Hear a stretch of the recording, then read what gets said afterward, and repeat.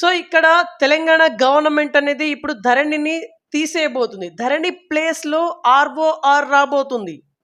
Yes. ఇది ఇంకా అఫీషియల్‌గా అనౌన్స్‌మెంట్ జరగలేదు. బట్ అయితే సన్నాహాలైతే కంప్లీట్ అయ్యేలా వస్తా ఉంది. సో ధరణి ప్లేస్‌లో ఆర్ఓఆర్ వస్తుందంటే ధరణికును ఆర్ఓఆర్‌కి ఏంటి డిఫరెన్స్? ఇప్పుడు ధరణి ప్రజలకి మేలు చేయలేదు అనేది ఒక టాక్ బయటకొచ్చింది.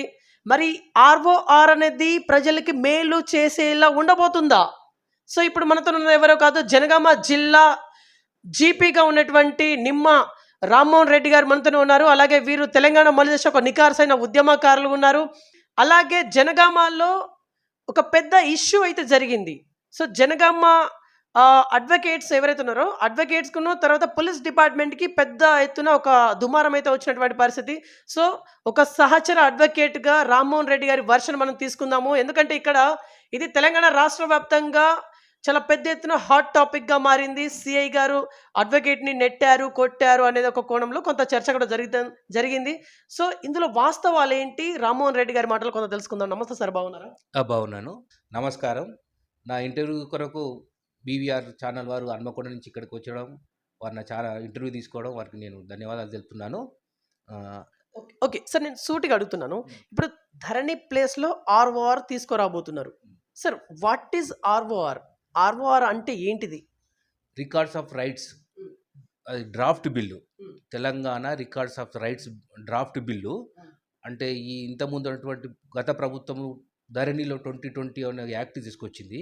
దాని ప్లేస్‌లో ఈ కొత్త ప్రభుత్వం ఉన్న తెలంగాణ ప్రభుత్వము రికార్డ్స్ ఆఫ్ రైట్ అంటే భూముల హక్కుల చట్టం గురించి Telangana records of right draft బిల్లును 2024 ప్రపోజ్ చేసింది. దాని మీద ఒక కమిటీ ఏర్పాటు చేసుకున్నారు, మంత్రుల కమిటీ.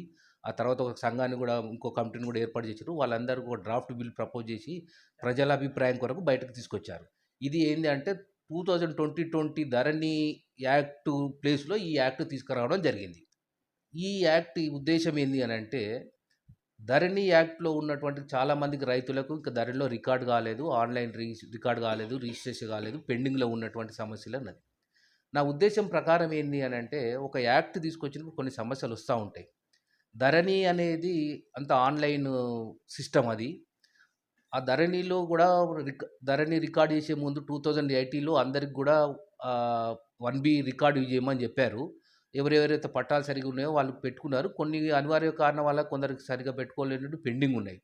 నా ఉద్దేశం ఏంటంటే Dharani act is a very beautiful act. ఎందుకనంటే ఒకసారి రెవెన్యూ రికార్డ్స్ ఒక పేరు మీద అయిన తర్వాత దాన్ని ఏ రెవెన్యూ అథారిటీస్ అంటే ఏ ఆఫీసర్ కానీ, తహసీల్దార్ కానీ, ఆర్డీఓ కానీ, కలెక్టర్ కానీ తీసేయడానికి లేదు. అంటిల్ ఏంటంటే దాని మీద ఒక ట్రిబ్యునల్ ఉంటుంది. ఆ ట్రిబ్యునల్ పాస్ అయితేనే, అంటే ట్రిబ్యునల్ అలా పాస్ కావాలి, లేకపోతే సివిల్ కోర్ట్ ఆర్డర్ పాస్ అయితేనే ఒక దానిలో రికార్డ్ అయినటువంటి వారి పేర్లు మార్పులు చేయడానికి ఆస్కారం ఉంటుంది. ఎందుకు అది మంచిది అని అంటే, ఒక్కసారి మన రికార్డ్ అయినాక అందులో పేరు ధరణిలో రికార్డ్ అయ్యి పాస్బుక్ వచ్చిన తర్వాత ఈ ఆఫీసర్లు ఎవరికి వాళ్ళకు అధికారం లేదు. ఆ యాక్ట్ అందులో పొందుపరిచారు. అది కోర్టు అన్న, ట్రిబ్యునల్ ఆర్డర్ అన్న. దాని కొరకు ఏంటంటే కడమోళ్ళు ఇప్పుడు ఏం చెప్తున్నారు, ధరణి యాక్ట్‌లో లోపాల గురించి అందరూ మాట్లాడుతారు. లోపాలు ఏంది అనంటే, ధరణిలో రికార్డ్ కాలేదు. రికార్డ్ కాని భూములకు చాలా సమస్యలుంటాయి. అందులో కొన్ని పెండింగ్ ఉన్నాయి, వారసత్వ భూములకు ఇష్యూస్ ఉన్నాయి, కోర్టు పరిధిలో ఉన్నాయి, టెనెంట్స్ రైట్స్ ఉన్నాయి, లేకపోతే సీలింగ్ యాక్ట్స్ ఉన్నాయి. అవన్నీ సమస్యలు ఉన్నటువంటి ఆ సమస్యలు ఉన్నటువంటి భూములకు రికార్డ్ కాలేదు. ఆ సమస్యల గురించి చాలామంది 75-80% నాకు తెలిసిన మటుకు 80% భూములకు మాత్రం పక్కాగా ధరణిలో రికార్డ్ అయినాయి. వారి ఈ రికార్డులను పాత చట్టాన్ని రద్దు చేయడం అని అంటే ఈ 20% కొరకు ఇబ్బంది కలదు. అందులో ఏమన్నా లోపాలు ఉంటే దానికి ఎవరికైతే రికార్డ్ కాలేదో దాని మీద ఒక స్పెషల్ ట్రిబ్యునల్ ఏర్పాటు చేశారు ధరణి యాక్ట్ ప్రకారం. ఆ ట్రిబ్యునల్ గవర్నమెంట్ ఇంతవరకు కాన్స్టిట్యూషన్ చేయలేదు. పాత గవర్నమెంట్ చేయలేదు, కొత్త గవర్నమెంట్ చేసి ఏంటంటే వాళ్ళకి ఎక్కడెక్కడ సమస్య, జిల్లా లెవెల్ ఒక కమిటీ వేసి ఒక కాన్స్టిట్యూషన్ చేసి ఎవరికైతే సమస్యలు ఉన్నాయో, రికార్డు కాలేదో వాటిని ఒకసారి శాశ్వతంగా పరిష్కారం చేయాలి. దాని బదులు ఏంటంటే ఈ కొత్త ప్రభుత్వం వచ్చేసి ఏంటంటే Telangana records of right 24 draft బిల్లును ప్రపోజ్ చేసింది. ఈ డ్రాఫ్ట్ బిల్లులో నేను చూస్తే ఏంది అనంటే, ఈ 1971లో AP records of right in Pattadar passbook act అని 1971లో తీసుకొచ్చారు. సేమ్ ఆ యాక్ట్‌నే పోలి ఉన్నది ఈ యాక్ట్. అంతకన్నా వేరే ఏమి మిగలలేదు. ఆ యాక్ట్ తెచ్చినప్పుడు ఉద్దేశాలు అప్పటికి 71 గత 50 ఏళ్ల కింద తెచ్చినట్టు ఉద్దేశాలు వేరు. ఇప్పుడంతా ఎలక్ట్రానిక్ సిస్టమ్ అయిపోయింది.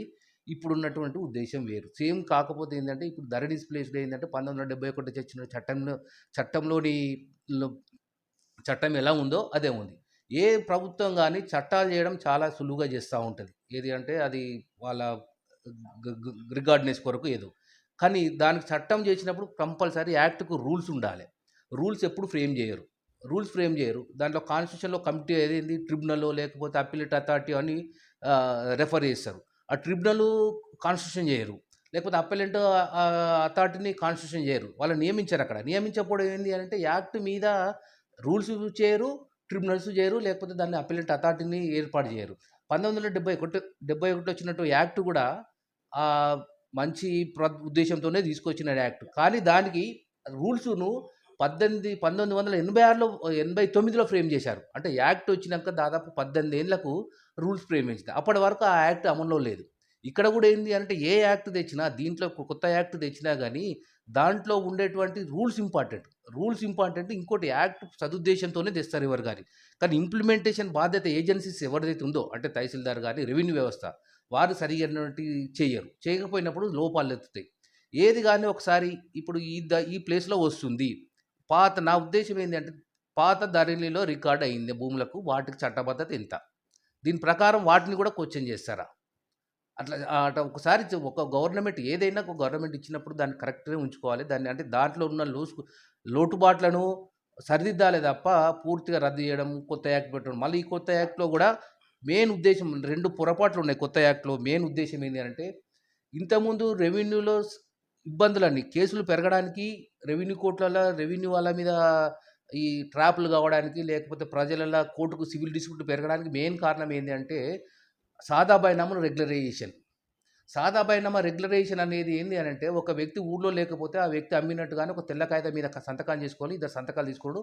ఆ తెల్ల కాగితానికి పాత డేట్‌లో చేసుకోవడం, అమ్మినట్టు పెట్టుకోవడం. ఆ తహసీల్దార్‌కి అప్లై చేస్తే దాన్ని ఆర్ఓఆర్ చట్టం కింద మారుస్తారు. దాంట్లో ఊర్లో ఇద్దరు పక్క రైతులు అవన్నీ కూడా చాలా మటుకు తప్పుగా జరిగినాయి. అంటే ఒరిజినల్‌గా అమ్మిన రైతులు కాకుండా పాత డేట్‌లలో ఏసుకోవడము, అగ్రిమెంట్లు చేసుకోవడం వాట్ల మీదనే కోర్టులలో కేసులు పెరిగినాయి. ఒకసారి ఇప్పుడు భూముల ధరలు పెరిగిపోయినాయి. ఎవరైనా రిజిస్ట్రేషన్ చేసుకునే స్తోమత ఉన్నది. రిజిస్ట్రేషన్ చట్టమే కరెక్ట్. ఒకటి ఏంది అంటే మనకు కొన్ని ఈ ధరణి గాని లేకపోతే రికార్డ్స్ ఆఫ్ రైట్స్ గాని ఇది రాష్ట్ర ప్రభుత్వంలోని చట్టాలు. కేంద్ర ప్రభుత్వంలో కూడా కొన్ని చట్టాలున్నాయి. కేంద్ర ప్రభుత్వంలో చట్టం ఏంది అంటే ట్రాన్స్‌ఫర్ ఆఫ్ ప్రాపర్టీ యాక్ట్ 1887లో తీశారు. ఆ యాక్ట్ ప్రకారం ఏంది అంటే ఏదైనా స్థిరాస్తి రూ. 100కు పైబడి ఉంటే దాన్ని కంపల్సరీగా రిజిస్ట్రేషన్ డాక్యుమెంట్ ద్వారానే ఉండాలి. అది కేంద్ర యాక్ట్ చట్టబద్ధ చెల్లుబాటు. ఇక్కడ ఏంది అంటే మళ్ళా పాత సాదా బైనాలను అంటే పాత తెల్ల కాగితాలను రెగ్యులరైజ్ చేయడం అనేది మళ్ళా కొంత రెవెన్యూ అథారిటీకి లేనిపోని అధికారాలు ఇవ్వడం అనేది నా ఉద్దేశము. అది ఉండకూడదు. ఒక్కసారి రెగ్యులరైజేషన్ చేసిన తర్వాత వాటి గురించి మళ్ళీ ఏదైనా రిజిస్ట్రేషన్ డాక్యుమెంట్ ద్వారానే బదిలీలు కావాలి. వేరే రకంగా కావద్దు అని నా ఉద్దేశం. యాహ్! ఓకే. సరే ఇక్కడ ఇప్పుడు మీ ఉద్దేశ్యం మీరు చెప్పిల్లు. ఇక్కడ ఇప్పుడు పాత ధరణికును ఇప్పుడు తీసుకురాబోతున్నటువంటి ఆర్ఓఆర్‌కి డిఫరెన్సెస్ ఏంటి సార్? ఇప్పుడు ఇందులో ఉన్నదేంటి? ఇందులో లేనిదేంటిది? డిఫరెన్సెస్ చెప్పండి. డిఫరెన్సెస్ మెయిన్ ఏందంటే ధరణి స్థానంలో 1971 తీసుకొచ్చిన చట్టాన్ని తీసుకొస్తున్నారు. ఇప్పుడున్న ప్రకారం ఏందంటే ధరణిలో మెయిన్ ఏంది అంటే ఏది రోజైతే రిజిస్ట్రేషన్ అయితదో అది అన్నీ ఆన్‌లైన్ రిజిస్ట్రేషన్. అంటే అమ్మేవారికి రైట్స్ ఉంటేనే అతని పేరు మీద భూమి ఉండి, అతనికి ఖాతా సరిగ్గా ఉండి, అతని పాస్‌బుక్ ఉండి, అతని ఆధార్ కార్డ్ సరిగ్గా ఉంటేనే కొన్నవారి పేరు మీద ట్రాన్స్‌ఫర్ అయితది. అది ఆన్‌లైన్ ఎవరు చేసేది కాదక్కడ. ఆన్‌లైన్ రిజిస్ట్రేషన్స్ అవి. అదే రోజు ఏందైతేనంటే ఆన్‌లైన్ మొటేషన్స్ కూడా అయిపోతాయి రికార్డులలో. మొత్తం ఎంటైర్ రెవెన్యూ రికార్డ్స్‌లలో ధరణిలో మ్యూటేషన్ అయిపోతాయి. ఇయాల రిజిస్ట్రేషన్ చేసుకుంటే ఈరోజు మనకు పాస్‌బుక్ పాతోళ్ళకి అదే రోజు ప్రింట్ అయితది పాస్‌బుక్ ఉంటే. లేకపోతే ఓ వారం రోజుల తర్వాత 10 డేస్ తర్వాత గవర్నమెంట్ ఇంటికి పంపిస్తది. కానీ రికార్డ్ మాత్రం అదే రోజు చూసుకో. అట్లా నిశ్చితంగా ఉండాలి. ఇప్పుడు కొత్త యాక్ట్ ప్రకారం ఏంది అంటే మళ్ళా రిజిస్ట్రేషన్ అయిన తర్వాత మ్యూటేషన్ అదే రోజు పెట్టలేదు. మళ్ళీ మ్యూటేషన్ కొందరు తెలవక ఏం చేసుకుంటారు, కొందరు రిజిస్ట్రేషన్ చేసుకొని పెట్టుకుంటారు. పెట్టుకొని వారు మ్యూటేషన్‌కి అప్లై చేయరు. లేకపోతే అప్లై చేసినా ఏదో కారణం వల్ల అక్కడ ఉన్నటువంటి రెవెన్యూ సిబ్బంది వలనో, లేకపోతే ఇంకో సిబ్బంది వలనో కాదు. కాకపోతే అమ్మిన వ్యక్తి పేరు మీదనే మళ్ళా భూములు వస్తా ఉంటాయి. రికార్డ్ అవుతా ఉంటది. ఆ అమ్మిన వ్యక్తి మళ్ళా వారి అతనికి ఏముంటది? ఒక 15 రోజులో, 2 రోజులో, 2 నెలలో చాయిస్ వచ్చినప్పుడు అతను మళ్ళీ ఇంకా వేరే వాళ్ళకి రిజిస్ట్రేషన్ చేసే ఆస్కారం ఉన్నది. అంటే ఒకసారి రిజిస్ట్రేషన్ అయిపోతే అది ఆన్‌లైన్‌లో మార్పిడి కావాలి. ఈ కొత్త యాక్ట్‌లో అది లేదు. అది చాలా ఇబ్బందికరమైన విషయం. ఒకసారి రిజిస్ట్రేషన్ అయ్యి హక్కులు కోల్పోయినాక అది రిఫ్లెక్ట్ కావాలి. అంటే ఇప్పుడున్నటువంటి వ్యవస్థలు ఏంటంటే మనం అంతా టెక్నాలజీ వ్యవస్థలో ఉన్నాం. ఆ టెక్నాలజీ ప్రకారం మార్పు కావాలనేది నా కోరిక. ఇప్పుడున్న కొత్త ఆర్ఓ యాక్ట్‌లో అది లేదు. ఓకే. ఇప్పుడున్న కొత్త యాక్ట్‌లో అది లేదంటున్నారు. హ్మ్. అంటే ఇప్పుడు పాత ధరణి వల్ల రైతులు చాలా సమస్యలకు పాల్పడ్డారు అని జెప్పేసి బయట అన్నీ చూసాం మనం. అంటే ఇప్పుడు ఈ కొత్తగా ఆర్ఓఆర్ వచ్చినా కూడా సమస్యలు అలాగే వెంటాడుతా ఉంటాయా? సమస్యలు పోవా ఇగ అంతేనా? అదే ఇప్పుడు ఎప్పుడైనా రెవెన్యూలో చాలా పెద్ద యాక్ట్స్ ఉన్నాయి. చాలా యాక్ట్స్ ఉన్నాయి అందులో. భూముల మీద సమస్యలు అంటే చాలా కారణాలుంటాయి. కుటుంబ కలహాలుంటాయి. వేరే పార్టీషన్ కోర్టులలో కేసెస్ ఉంటాయి. లేకపోతే పక్క రైతుల కేసులుంటాయి. భూమి ఒక దగ్గర ఉండి సర్వే నంబర్ ఒక దగ్గర ఉండి ఇవన్నీ చాలా జటిలమైన సమస్యలతోని కూడుకున్నటువంటిది. కాకపోతే ఒక రైతుకు ఒకసారి పట్టాదారు పాస్ పుస్తకం ఏ యాక్ట్ ఏ గవర్నమెంట్ ఇచ్చినా గాని అటువంటిది దాంట్లో ఇచ్చిందనుకో ఆ సమస్య రైతుకి లేదు.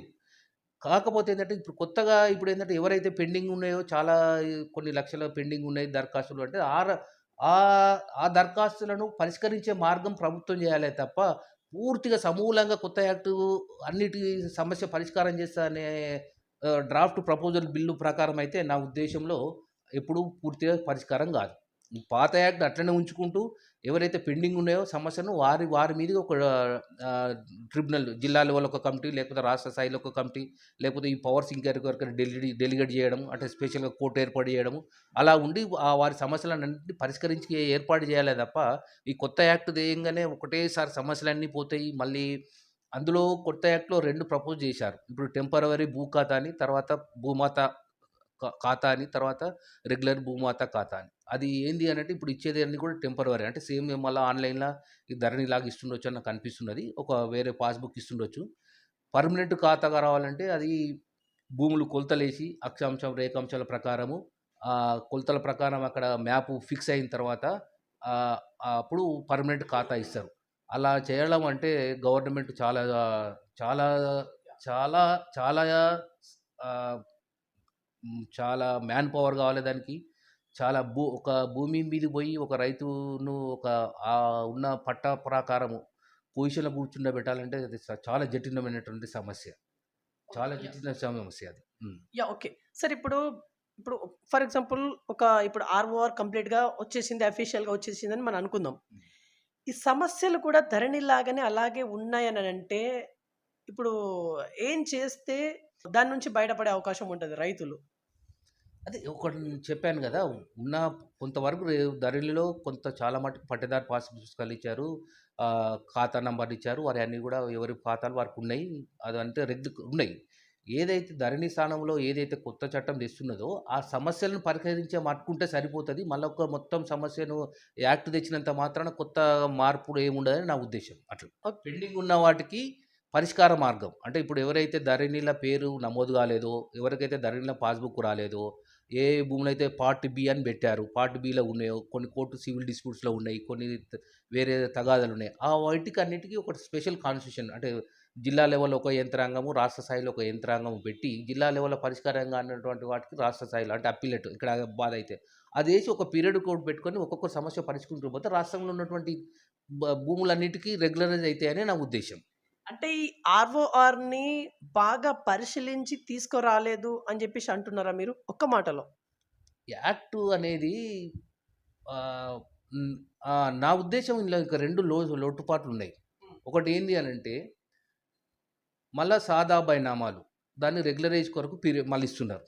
సాదా బైనామాలు అనంటే, నేను నా నా భూమి తీసుకుంటే 1980లో మా నాన్నగారు చనిపోయారు.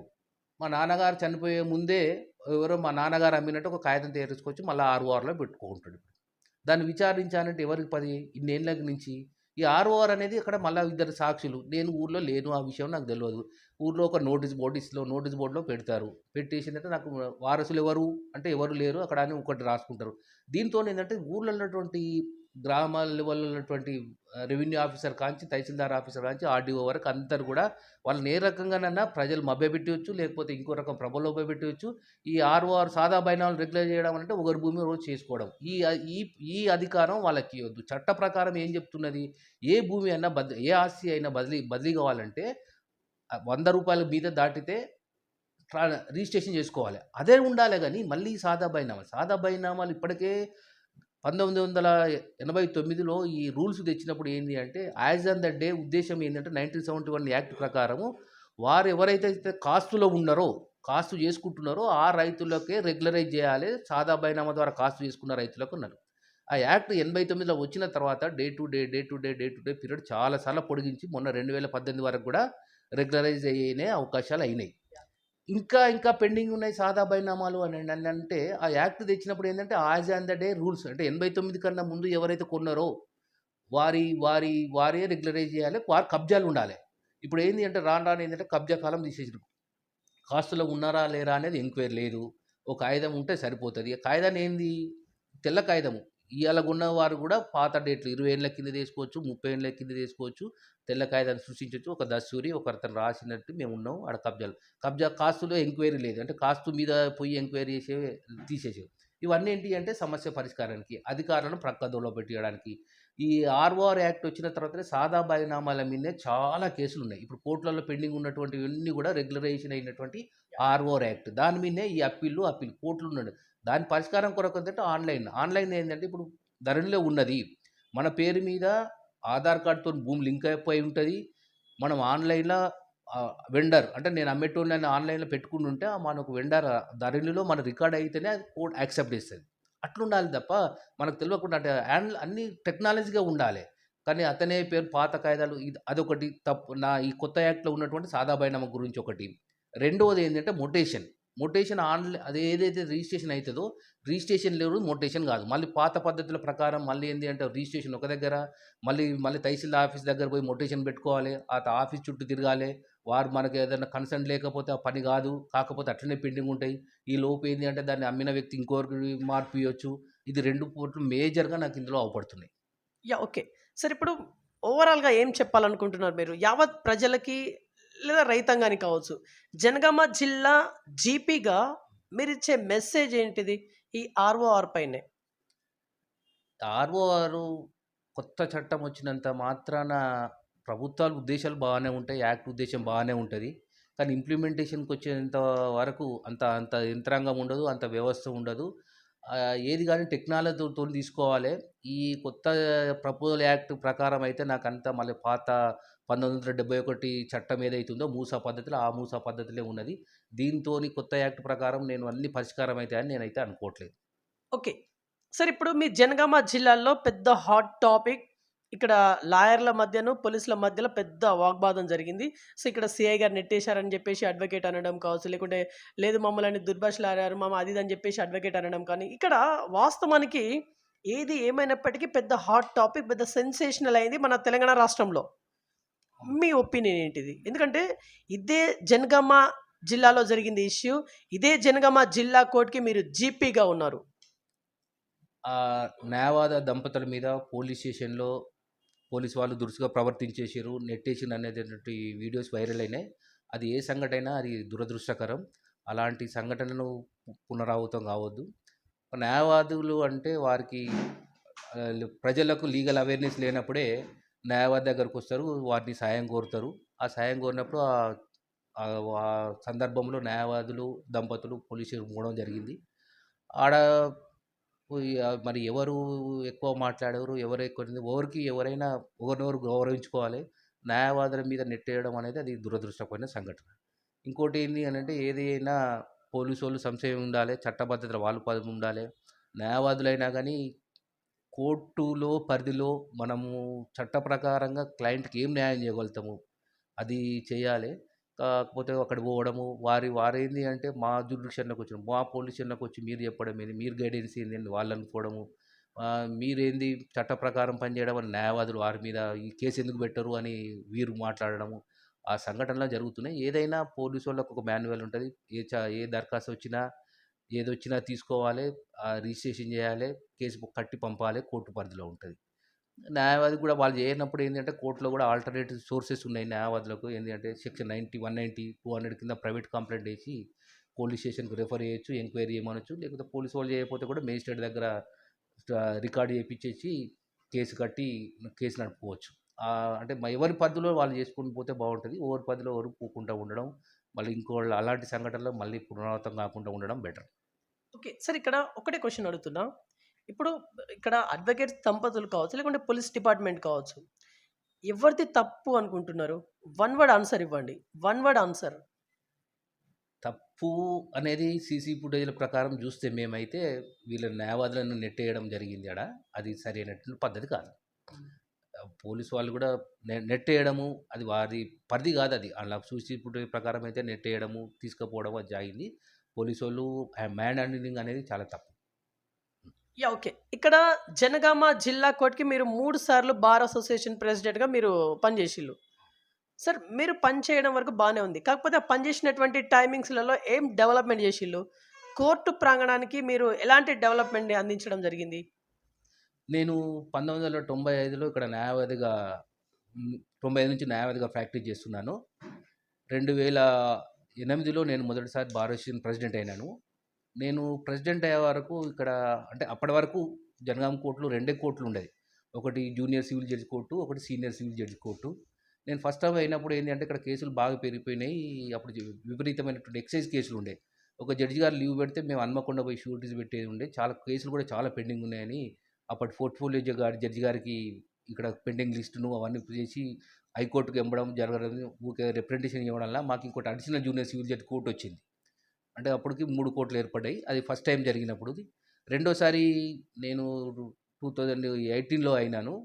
18లో ప్రెసిడెంట్ అయినప్పుడు మాకు జిల్లా కోర్టు కావాలి. ఫాస్ట్ ట్రాక్ కోర్ట్ అన్న ఏర్పాటు చేయడమని నా రిప్రజెంటేషన్ సీనియర్లతోని సలహాలు తీసుకొని అందరితోని మేము ఇక్కడ ఉన్నటువంటి మా పెండెన్సీ జనగాం జ్యుడిషియల్ పెండెన్సీ తీసుకుపోయి మళ్ళీ హైకోర్టులో ఇవి చాలా సందర్భాల్లో పోయినాం. ప్రతి పోర్ట్‌ఫోలియో జడ్జి గారిని కలవడం జరిగింది. కొంతమంది పొలిటీషియన్స్ సహాయం కూడా తీసుకోవడం జరిగింది. తీసుకున్నప్పుడు అప్పుడు మాకు జనగాంలో నేను ఇచ్చినటువంటి రిప్రజెంటేషన్ మీదనే జనగాంలో ఫాస్ట్ ట్రాక్ కోర్ట్ ఏర్పడింది. అది 2014 అనుకుంటా అది ఎస్టాబ్లిష్ అయింది. ఆ 2014లో ఎస్టాబ్లిష్ అయినటువంటి కోర్టుతోని ఆ తర్వాత మనకు జనగాం జిల్లా కావడానికి చాలా ఉపయోగపడ్డది. అంటే మీకు జిల్లా స్థాయి వనరులు లేవు ఇక్కడ అంటే మాకు జిల్లా స్థాయి కోర్టు ఉన్నది. జిల్లా స్థాయి అన్ని వసతులు ఉన్నాయి. ఆ తర్వాత కూడా మేమేంటంటే జనగాం ఉద్యమంలో చాలా సార్లు పాల్గొన్నాం. జనగామ జిల్లా కావాలని. తెలంగాణ ఉద్యమం అనేది అడ్వకేట్ల రాష్ట్ర వ్యాప్తంగా కూడా అందరికీ తెలుసు. అడ్వకేట్స్ లేనిది ఆ ఉద్యమం అంత సక్సెస్ కాదు. అంటే ప్రజలందరూ పాల్గొన్నారు కానీ మా అడ్వకేట్లు కూడా 3, 4 నెలలు కోర్టు కంటిన్యూగా బైకడిచి తెలంగాణ ఉద్యమం కొరకు కష్టపడ్డాం. తెలంగాణ సాధించుకున్నాం. తెలంగాణ సాధించుకున్నప్పుడు ఏంటంటే అప్పుడున్నటువంటి గవర్నమెంట్ వాళ్ళు ఇచ్చిన అష్యూరెన్స్ ఏంటంటే జనగామ ఒక జిల్లా ఉంటుంది. 26 జిల్లాలో 25 మేనిఫెస్టోలో పెట్టారు. తర్వాత తదనంతర పరిమాణం ఏంటంటే జిల్లా లేదు దీని బదులు వేరే జిల్లాలు చేస్తున్నాం అని అంటే ఇక్కడ ఉన్నటువంటి ప్రజలు కానీ అందులో ముఖ్యంగా న్యాయవాదులము మేము అయితే ఒక జిల్లా ఉద్యమం కొరకు కోర్టు ముందు 90 డేస్ టెంట్ వేసుకొని రోజు నిరాహార దీక్షలు వివిధ కార్యక్రమాలను ప్రజలతో మమేకమవడం ప్రజలు కూడా చాలా జనగాం మొత్తం ప్రజలు దానికి పోరాటం ఒక పందాలకు తీసుకుపోయినాం. ఆ పందా రాష్ట్ర ప్రభుత్వానికి తెలిసిపోయింది. దాని వల్ల తత్ఫలితంగా జనగాం జిల్లా ఏర్పడ్డది. అందులో కూడా మా పాత్ర ఉన్నది. అప్పుడు జిల్లా ఉద్యమం అప్పుడు కూడా నా మీద 2 క్రిమినల్ కేసులు రిజిస్టర్డ్ అయ్యి జరగడం జరిగింది. తర్వాత అది కేసులు నడిపి కొట్టేయడం కూడా జరిగిపోయింది. యాహ్! ఓకే. సార్ ఇప్పుడు ఈ ఆర్ఓఆర్ అనేది కొంత మార్పులు, చేర్పులు చేస్తే బెటర్ అని చెప్పేసి మీరు అంటా ఉన్నారు కదా! మీ సహచర అడ్వకేట్స్ ఏమంటా ఉన్నారు? అంటే మీరు డిస్కషన్ చేసుకుంటా ఉంటారు కదా! జనరల్‌గా అయితే. ఆఫ్ ద లైన్ మీరు చేసుకుంటూ ఉంటారు కదా! ఏంటి వాళ్ళ ఒపీనియన్‌ని కూడా చెప్పండి.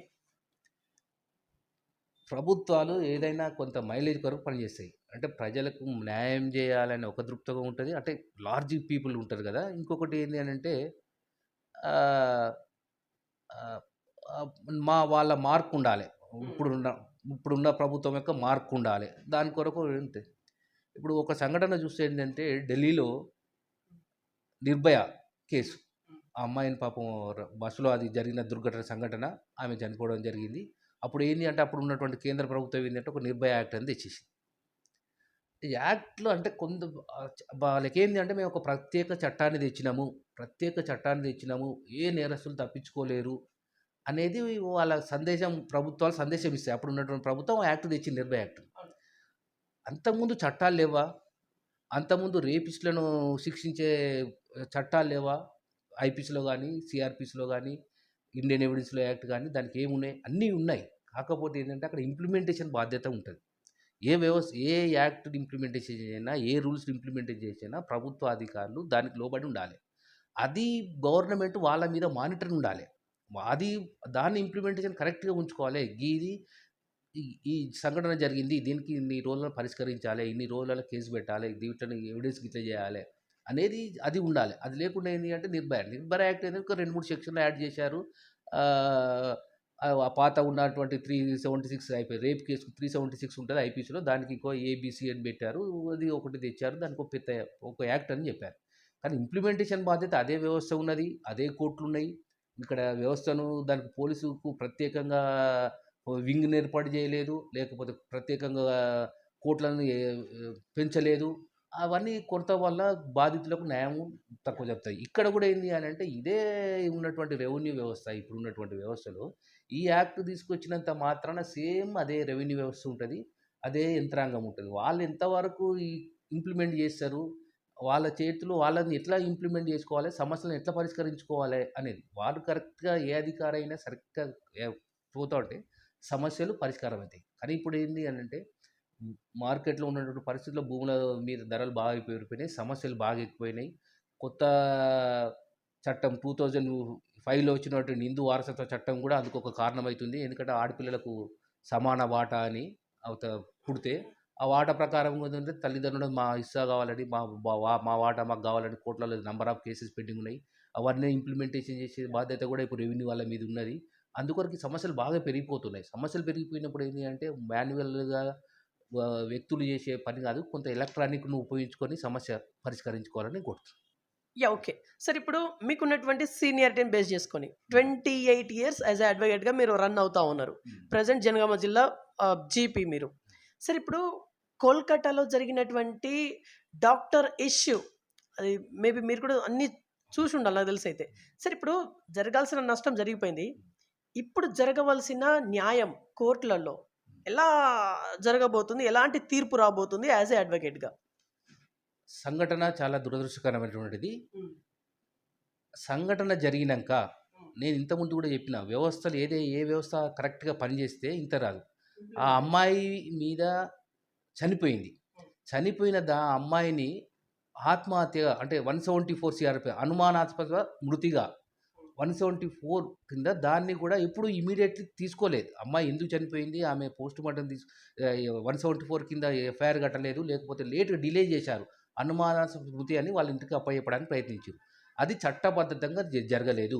అందుకే ఈరోజు ఉన్నటువంటి యావత్ దేశ ప్రజలంతా కూడా ఒక సంఘటన జరిగితే ఆమె ఎందుకు చనిపోయింది? ఆ అమ్మాయి ఎందుకు చనిపోయిందని కారణాలు తీసుకోకుండా అదొక సమస్యనే కాదు. అనుమానాస్పద మృతి అంటే ఈ దేశంలో ఉన్నట్టు ప్రతి పౌరులకు, ప్రతి వ్యక్తి చావుకు గానీ, మరణానికి గానీ ప్రభుత్వం బాధ్యత ఉంటది. ప్రభుత్వం ఎందుకు చనిపోయిందని. అదొక డ్యూటీలో ఉన్నటువంటి అమ్మాయి, ఒక హాస్పిటల్‌లో ఉన్నటువంటి డాక్టరు, వృత్తిలో ఉన్నటువంటి అమ్మాయి. ఆ అమ్మాయి చనిపోతే చాలా నిర్లక్ష్యంగా వ్యవహరించారు. అక్కడ ఉన్నటువంటి స్టాఫ్. ఆ ప్రిన్సిపాల్ గారు అక్కడ బాధ్యత వహించాలి. ఆ కాలేజీ ప్రిన్సిపాల్ గారు అమ్మాయి చనిపోవడం అంటే ఇమ్మీడియేట్‌లీ కన్సర్న్ పోలీస్ వాళ్ళకి చెప్పించి అంటే ఇవన్నీ డిలే అయితా ఉంటుంది అంటే సాక్ష్యాధారాలు మారిపోతా ఉంటాయి.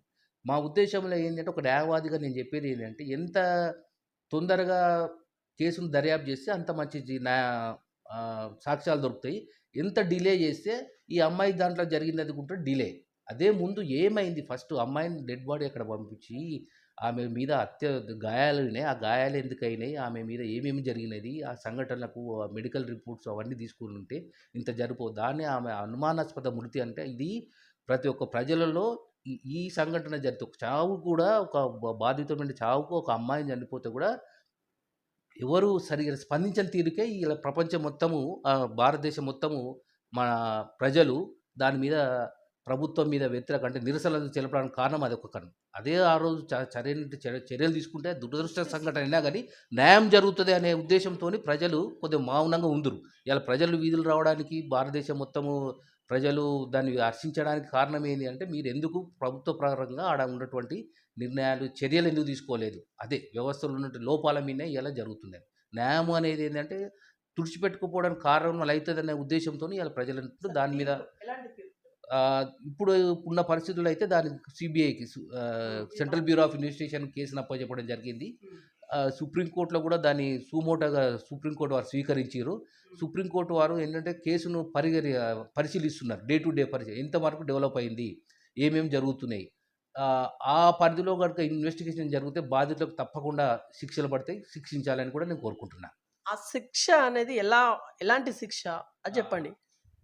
ఇప్పుడున్న చట్ట ప్రకారం ఇప్పుడున్న ఆ శిక్షల ప్రకారం అయితే బాధితురాలికి ఎవరైతే వాళ్ళ నిందితులు ఉంటారో వారికి మరణ శిక్ష పడేది ఉన్నది. మరణ శిక్ష అంటే చనిపోయేంత వరకు ఉరి తీసే శిక్ష ఉన్నది. లైఫ్ సెంటెన్స్, లైఫ్ సెంటెన్స్ అంటారు.